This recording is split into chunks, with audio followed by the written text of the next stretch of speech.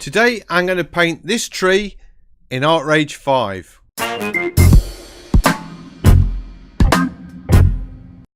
Hi everyone, Steve Elliott here again. Hope you are all having a great day.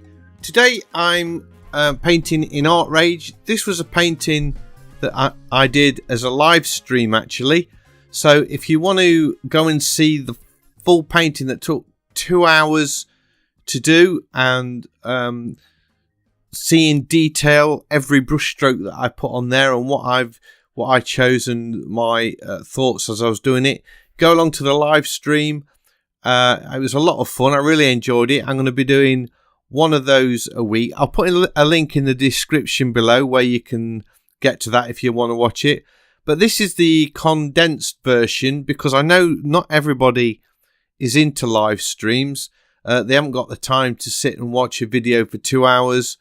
Or maybe you just can't get to see it, but some people prefer this format, so that's why I've compressed this down to 12-13 minutes from 2 hours to speed the thing along.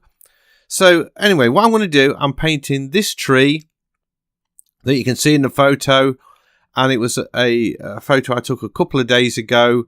I was at a local park and I saw this tree, and what took my eye was, well, first of all, was the light.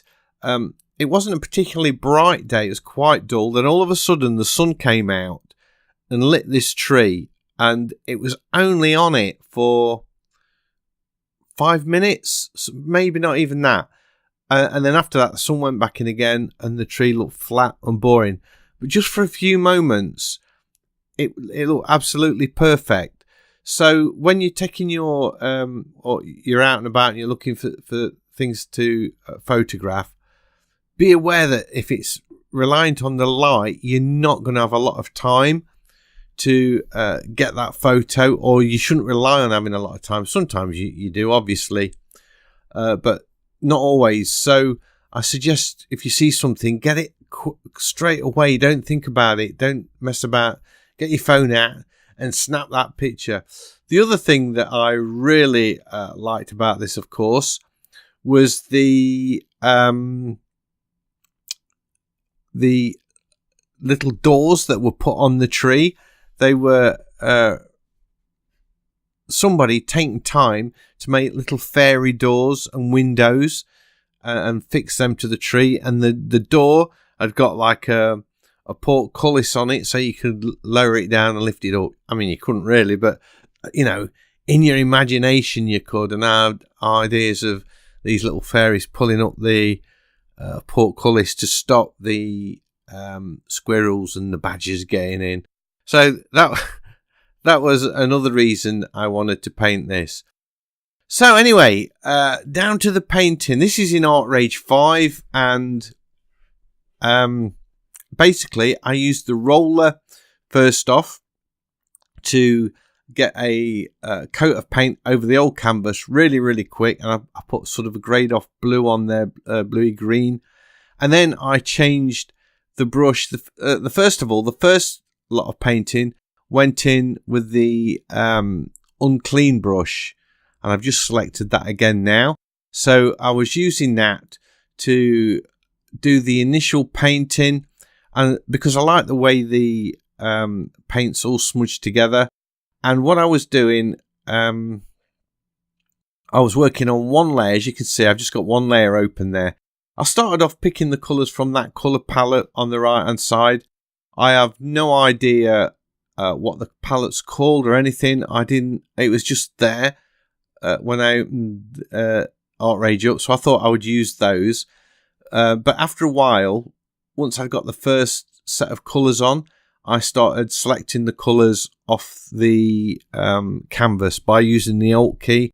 So that's the same key combination as Corel Painter actually, so I didn't have to learn a new function for that.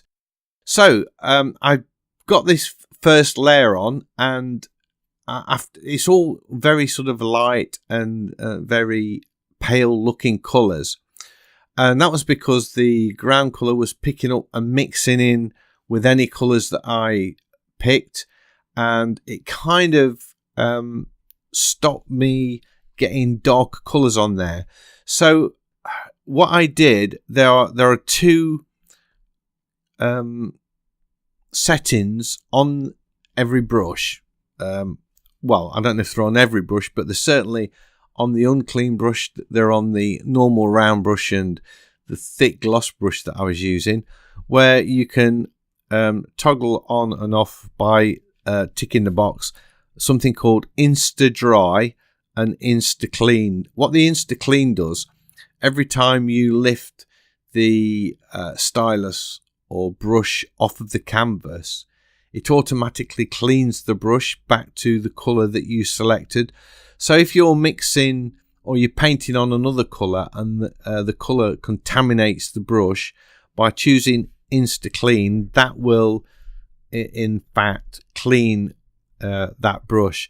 And the other one I found really useful was Insta Dry, because by selecting that, it meant I'm using that now. You can see it, I can get colour on really quick. Well, what I actually did to start with, I was creating a new layer. So I've got layer 2 here to get some colour on without it mixing in with the colour underneath. And then I was flattening it pretty much straight away, because I like to work on one layer when I'm using oil paints. It's the only medium that I do that, really. All the other mediums, whether it be watercolour or pastels or whatever I'm using, I generally create lots of layers. But with the oil paint, I want the paint to merge. So I tend to merge the layers a lot like I did there, so I can then start blending them into the paint that's underneath. But having said that, I was creating all of these layers, and then it occurred to me that all I had to do was tick the Insta Dry box, and that would do the same thing for me. Then I wouldn't have to go merging the layers a bit later on. So once I got the initial underpainting done, I then chose the thick oil brush, and I got it on the round brush, and I started working on the trees or on the tree trunks. And straight away, it just made such a huge difference to the painting. It sort of put the bark in for me, and I didn't have to worry about painting the bark or anything like that. So the painting seemed to come alive at that point. Before that, I was a little bit concerned that it wasn't going in the right direction, and I might crash and burn on the live stream and not produce anything that looked half decent. But once I started to use that thick oil brush, I really got into it. And at this point, I'm now putting in dappled light coming through the branches. So again, I've got, I think I was using the Insta Dry at this point rather than creating new layers. And then I could sort of smudge it in by taking the Insta Dry off. And then I started to draw in a few branches and things. This canvas, by the way, it wasn't as big as I normally paint. I kept it down to an A3 size, which came out at A3 at 300 dots per inch, which came out about 3,500 pixels by 2,500 or something close to that. So it's not as big as I normally paint, but it meant I could get decent size brush strokes at 100% without having to make the brush overly large. Because I found if you make a really big canvas, and this is the same thing for Corel Painter and in Artrage, once you start enlarging the thick paint brushes, they become very blurry. The definition of the strokes become blurry and less defined, and I wanted to get that sharpness. So what I'd rather do is paint at a smaller scale and then enlarge the painting at a later date. So that's why I was working at that size, which meant I could work with a much smaller brush. So most of the time I was using it at 100%, which was fine. And then when I wanted to put those small branches in, I dropped the size down to about 20%. and sort of strengthening up the colour all the time. And you can see now, I've zoomed in, how cool those thick brush strokes look, and that thick paint, how it sort of sits on that canvas. It looks really alive. So again, well, what I've done now, I pressed the tab key to toggle off all of the menus so I could work full screen. I can zoom in a lot better, which is a really nice feature. I'm still using the 2-layer technique to get that thick paint on without it disturbing the colour underneath, although I could have used the Insta Dry toggle as I've as I've said before. Now at the moment the tree's looking all right, but it's kind of floating and it needs anchoring to the ground. So at some point I'm going to have to think about cracking a shadow in there, and the leaves, they all look a little bit sort of abstract, and there's not much going on because I've concentrated pretty much solely on the tree at this point. And what's going in there now, that's the little fairy door so the fairies can get in and out. And you can probably see that on the photo if you look really, really close. Still going in even darker with these colours. That's a little window for the fairies so they can see out. That's important as well. And what was interesting was the shadows on the trunks of the tree and those thick branches were actually on the top of the branches, and because they was in shade from all of the leaves. So it looked a bit odd because they were sort of lit from underneath.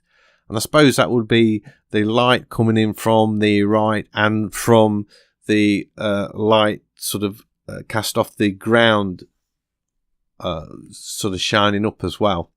So I've got that shadow in now, anchoring the tree to the ground, and I'm sort of concentrating about getting in some of these leaves and getting them to look a little bit like leaves, because they're still pretty not looking like leaves. And I did this by switching off switching on the Insta Dry brush feature, and I like the way it sort of left these really harsh lines. I felt they worked really well, and then I put in a more dappled light sort of coming through those leaves. And at this point I feel like it's actually got a canopy and there are leaves on top of this tree, and those trunks are supporting those leaves, whereas before it all looked a little bit abstract. And then I'm working on layer 1, making sure the Insta Dry and the Insta Clean is switched off to flicking those branches, because I like the way they scrape through the paint, and really looks like you've actually you're painting into paint. And then I sort of put in a few more final strokes, add in smaller leaves just to put the finishing touches to it. So in the end, I was really pleased with this. As I say, it was a live painting. You never know if it's going to work out. So that is it. That is my fairy tree from a place called Mark Eaton Park. A condensed version of my live stream. I hope you've enjoyed this video. If you have, a big thumbs up as always is much appreciated. And if you're new to the channel, please consider subscribing, because I have lots of videos like this and I would love to be sharing them with you.